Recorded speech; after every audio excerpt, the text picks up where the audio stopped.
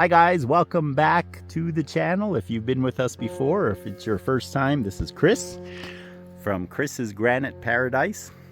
My friend Johan and I are up the Cache la Poudre Canyon rock hunting, and we're stopped here at this beautiful tailings pile. Johan brought me here. He's driving and I'm telling him where stuff is. So I'm not sure who's bringing who, but we're having a lot of fun already. Stick with us. We've got a day of rock hunting ahead of us.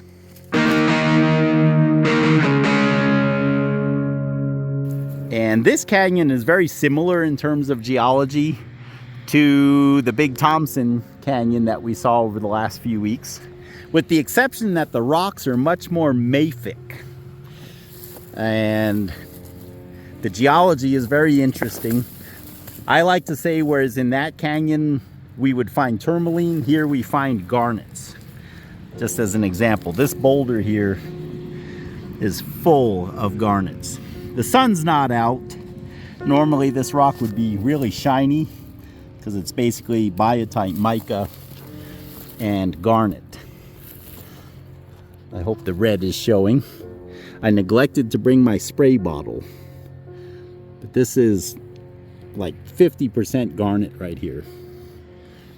And it goes all the way through the rock. Really nice piece. We won't be taking this one home.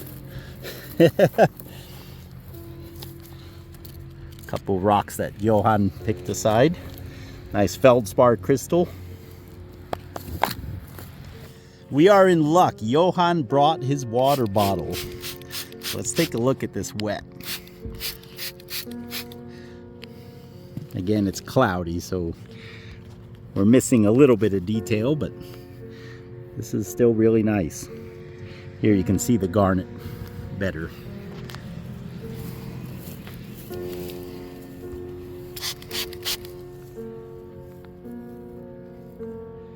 They're not gem quality garnets by any means, but just interesting to see.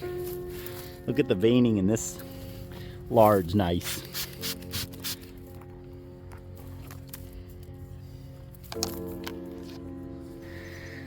Johan and I just had an awesome conversation with a guy that lives here nearby. He came over to see what we were doing. Very friendly guy.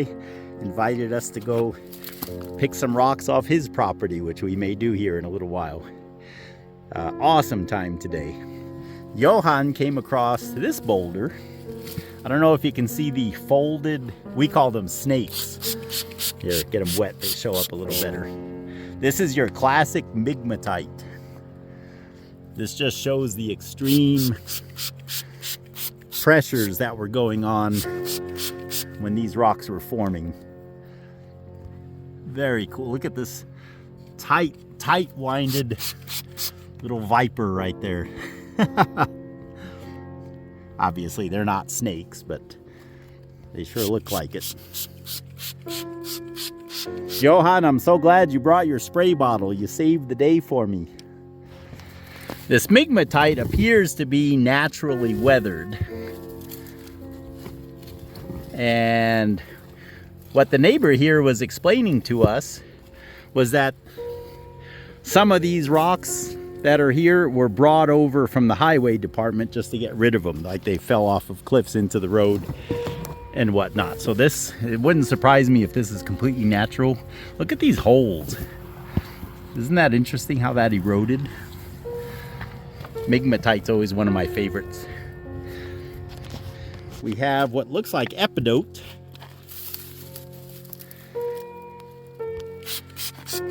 Get some water on it. I'm not sure if that green is showing or not, but then the blue quartz there. There's a big piece. Look at the garnets in this rock. Those are all garnets. What were you pointing at? At this epidote. Oh yeah. Where the shadow of my finger is here. Keep going. Yeah. Can't quite get down there. I'm gonna have to get it at a different angle.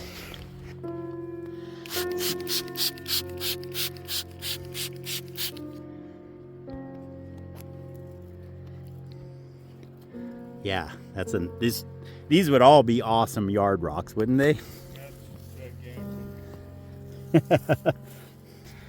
Here we're just looking at the broad side of this same boulder.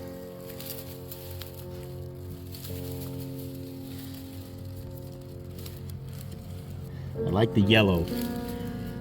Interesting color combination.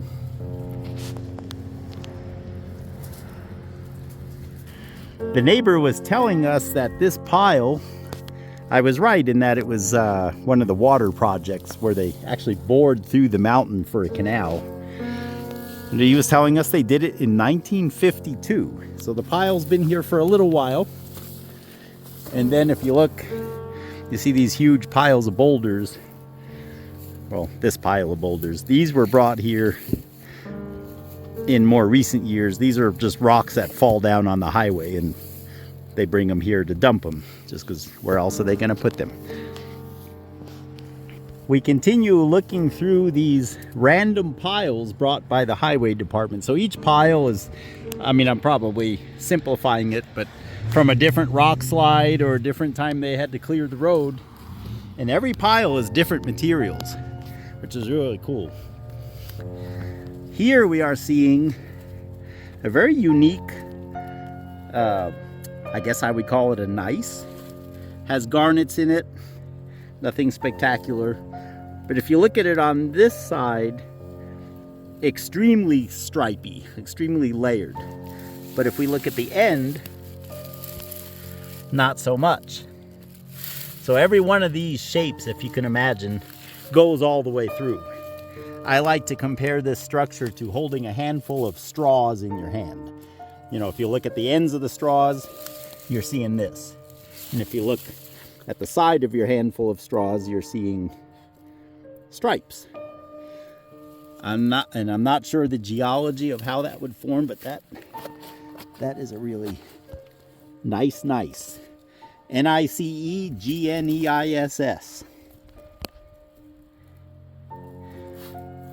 I apologize, I'm trying to move slower. I get excited and start filming too fast. Yeah, this is one you got to kind of look at for a while. There are a few more of them. Another one over here. See if I can get there safely. In fact, this is almost Ogden gneiss. Has somewhat eye patterns. Here's a close-up of that structure again. And you come around to the side, it's a totally different appearance.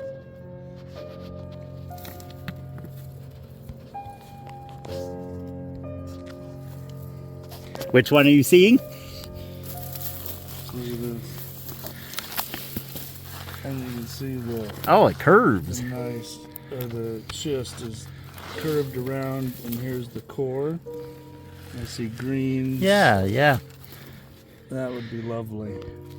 That might go 2 feet into the ground. Yeah, Does it move? It does move. We're gonna get this puppy home. It moves. Oh, here's a nice one. Isn't it?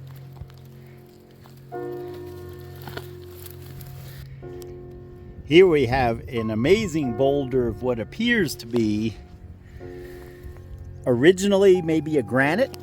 I see feldspar. I see some kind of green mineral, maybe even some garnets. But the whole rock is fractured and completely replaced with quartz. It's a big boulder. And I'm putting my hand for reference. Here's the other side of the rock. Amazing amount of veins and color. Yep, guys, I want this for Christmas. I filmed this earlier, but the sun was out, and it's such a bright colored rock that I think the video came out overexposed, maybe. So I'm getting it again. I know this rock is local. Our amazing neighbor that came over and was talking with us this morning told us that they occasionally come and bring new rocks. So these are from all up and down the canyon, I can assume, at least this lower part of the canyon. But I love this one. This is just so colorful. Very nice piece.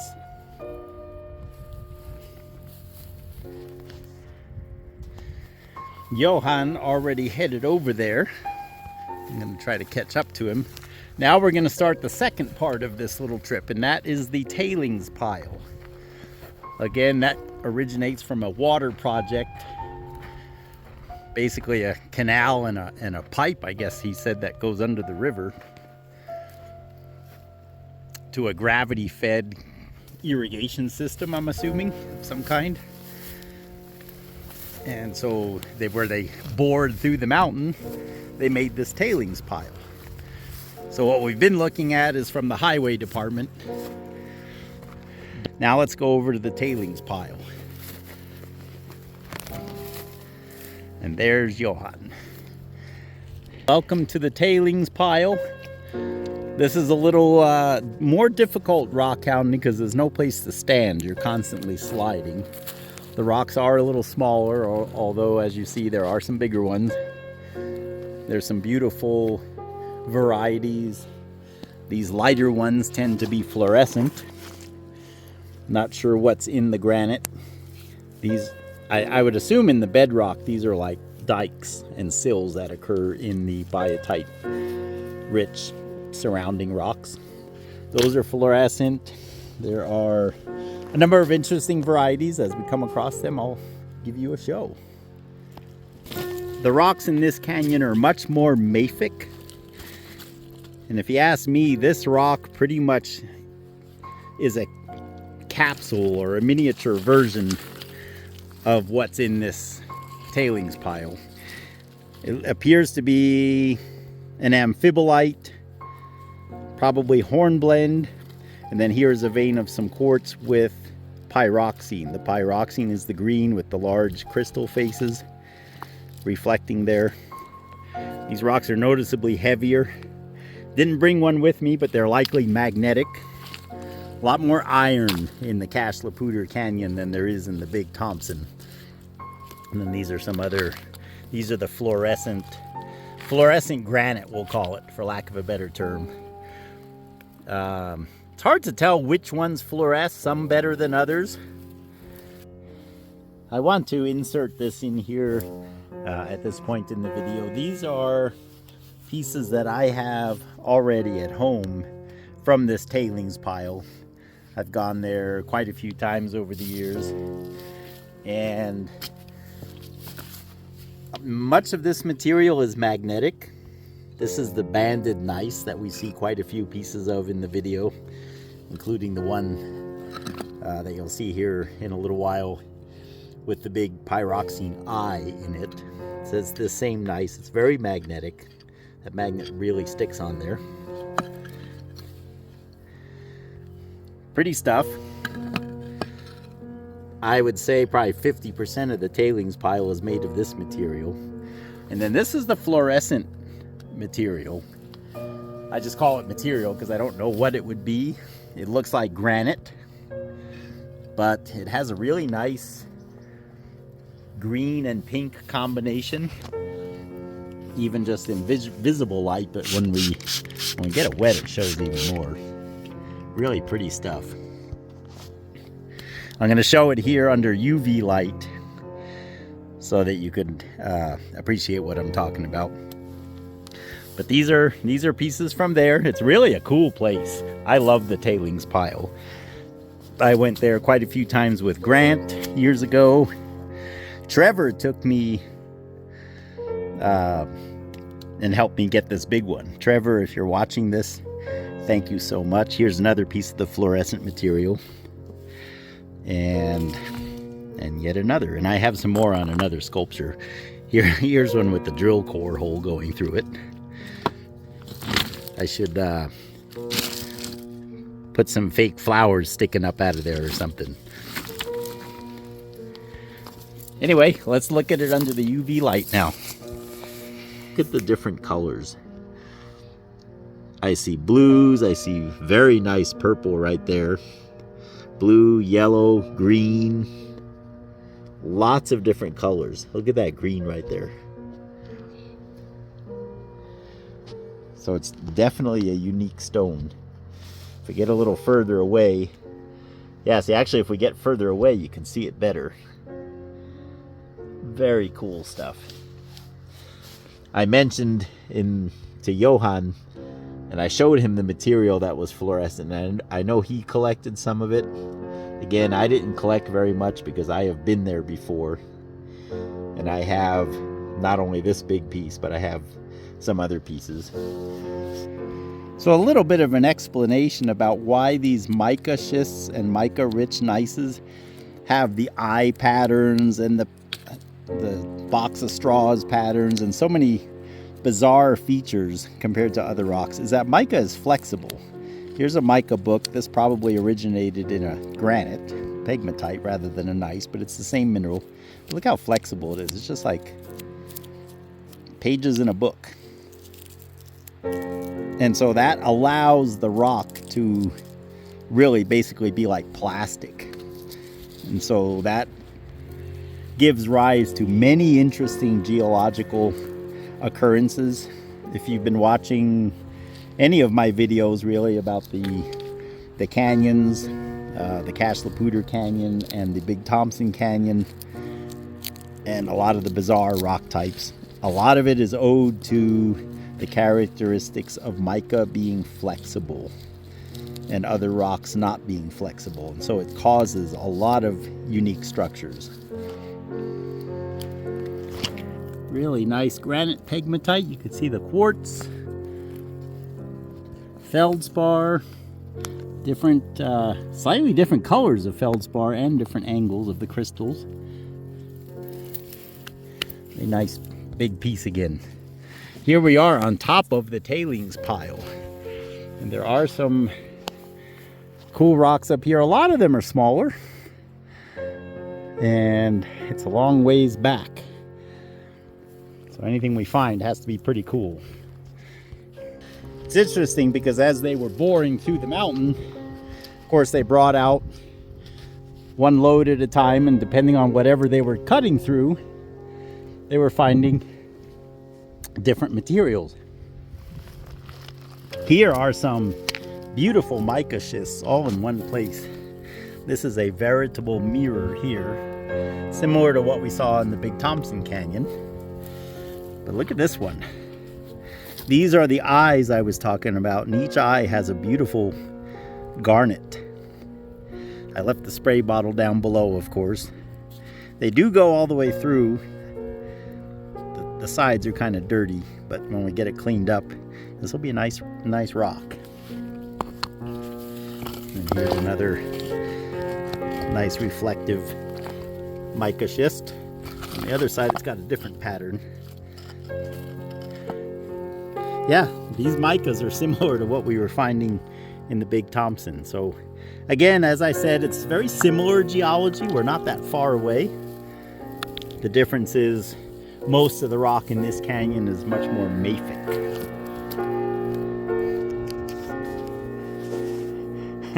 So the tailings pile, very uncomfortable rock hunting conditions, but very cool rocks.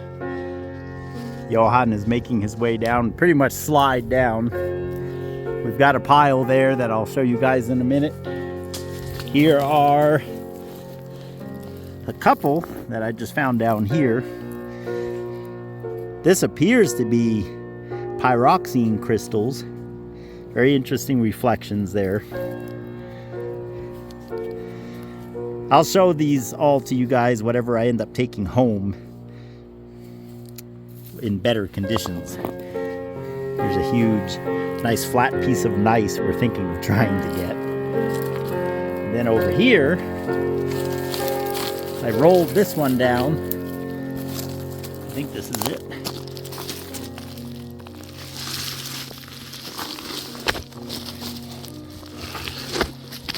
So here we have beautiful gneiss, but look at this pyroxene eye. That is really cool. This is the same rock. It clouded up and we're actually back at the truck now. Somehow I was able to lug this thing back. But look at that. What's most eye-catching of this rock is that lens right here. Almost looks like an eye within the gneiss. But here we have large pyroxene crystals with quartz in the surrounding gneiss. It appears to be a biotite gneiss or maybe a schist. Just cool geologic structure. Then another unique, like I said about the mica, because mica is flexible, it can geologically form so many different things. And this, you can't see it because the sun went behind the cloud, but this is just a huge feldspar crystal. Yeah, you can kind of see the reflection. Anyway, we've made quite a few finds. So we had kind of a divine opportunity. This gentleman gave us permission to come look on his private land. He has had different entities come and dump rocks on his property. And these are river rocks from the Cache la Poudre River. Many of them are large, and it's raining. So this gives us an idea of what to come back for when we have more time and ability. But just look at these. These would make amazing rock projects. I'm just filming because I know the sun's coming out and it's going to stop raining here any minute. And they'll be dry again. You see anything real exciting? These are beautiful. Like even that, just think of that made into a bird bath. Oh yeah, this is really cool.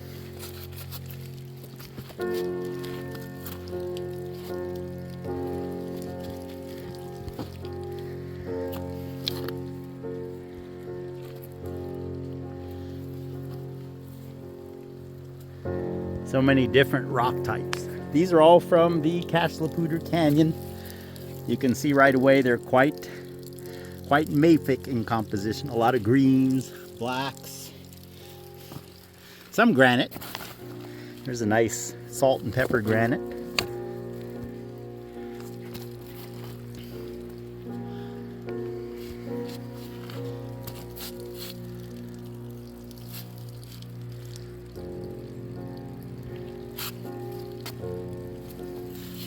Epidote.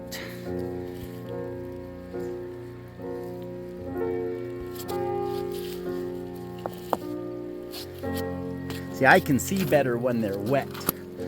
So that's what I was just explaining to Johan. We were waiting in the truck and I said, you know what, I'm just gonna get wet because this doesn't happen very often. And it's pretty much already done raining.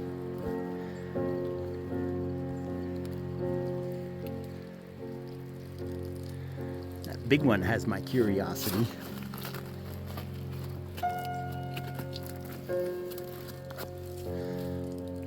Look at the size of these garnets. Big garnets in eyes.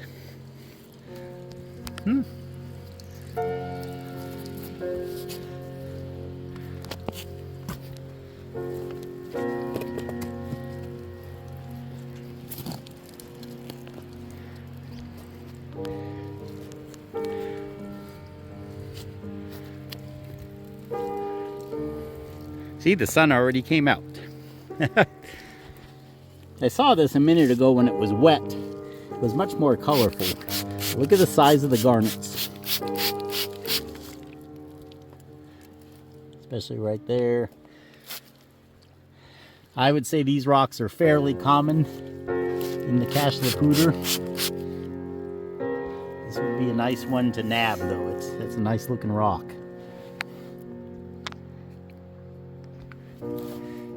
I think what we are seeing here could be a xenolith. So this piece here looks like it's in the gneiss. Just looks like a fine grain granite, for lack of a better term, completely engulfed in this otherwise very metamorphic gneiss, as we like to say.